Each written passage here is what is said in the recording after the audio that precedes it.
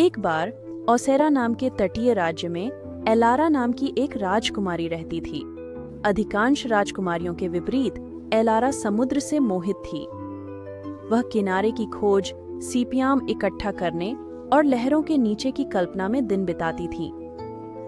उसकी माँ रानी मरीना उसे समुद्र में छिपे जादुई राज्य की कहानियां सुनाती थीं, जहां एक बड़ा रहस्य था। एक शाम किनारे पर टहलते हुए एलारा ने रेत पर एक चमकता मोती देखा। जैसे ही उसने उसे उठाया, समुद्र चमका और लहरें हटीं। समुद्र में जाता एक छिपा रास्ता दिखा। दिल धड़कता हुआ एलारा ने उस रास्ते का अनुसरण किया। उसकी जिज्ञासा और साहस ने उसे आगे बढ़ाया। नीचे उतरते हुए पानी हवा सा हल्का लगा और जल्द ही एलारा लहरों के नीचे के राज्य में पहुंच गई।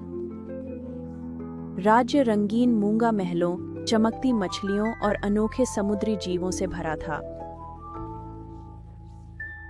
इसके केंद्र में मोती की मां से बना एक भव्य महल था, जहां महासागर राजा, उसके पूर्वजों का पुराना मित्र, उसके आने की प्रतीक्षा कर रहा था। समय आ गया है, राजकुमारी एलारा, महासागर राजा ने कहा। हमारे राज्य एक बार एक थे, पर एक भयंकर तूफान ने बहुत पहले हमारा बंधन तोड़ दिया। केवल आप अपने साहसी दिल से धरती और समुद्र के बीच संबंध फिर से जोड़ सकती हैं। एलारा को एक नाजुक काम सौंपा गया था। उसे समुद्र का दिल वापस लाना था, एक चमकता क्रिस्टल जो मूंगे की गुफाओं में गहराई में छिपा था। लेकिन यह यात्रा आसान नहीं होगी। खतरनाक धाराएं और समुद्री राक्षस रास्ते की रखवाली कर रहे थे। पानी में सांस लेने वाले जादुई हार और अटल दृढ़ संकल्प के साथ एलारा ने अपनी खोज शुरू की। रास्ते में उसने सोल नाम की एक चंचल डॉल्फिन और एटलस नाम के बुद्धिमान कछुए से दोस्ती की। साथ मिलकर वे मूंगे की गुफाओं से गुजरे, गहरे समुद्र के जीवों का सामना किया और छिपे कक्षों को खोलने के लिए पुरानी पहेलियां सुलझाईं। आखिरकार एलारा उस कक्ष तक पहुंची जहां समुद्र का दिल था, जो शानदार ढंग से चमक रहा था। लेकिन जैसे ही उसने इसे छुआ, एक काली छाया प्रकट हुई, एक समुद्री डायन जो लंबे समय से क्रिस्टल की शक्ति चाहती थी।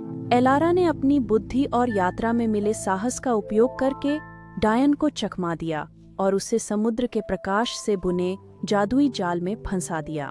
समुद्र का दिल लेकर एलारा महासागर राजा के पास लौटी, जिसने उसकी वीरता की प्रशंसा की। उसने क्रिस्टल को सही स्थान पर रखा और तुरंत समुद्र और धरती फिर से सामंजस्य में आ गए। समुद्र की लहरें शांत हो गईं और ओसेरा का राज्य पहले से कहीं अधिक फला फूला। जब एलारा सतह पर लौटी तो उसका चमकता मोती अब मंद प्रकाश से झिलमिलाता था, जो उसकी यात्रा और बहाल किए बंधन की याद दिलाता था। उस दिन से ओसेरा और जलमग्न राज्य के लोग शांति से रहे। राजकुमारी एलारा की वीरता और समुद्र के प्रति प्रेम से एकजुट। और हर रात जब एलारा तट पर खड़ी होती, वह लहरों को एक ऐसा संगीत गाते सुनती जो केवल समुद्र की सच्ची राजकुमारी ही समझ सकती थी।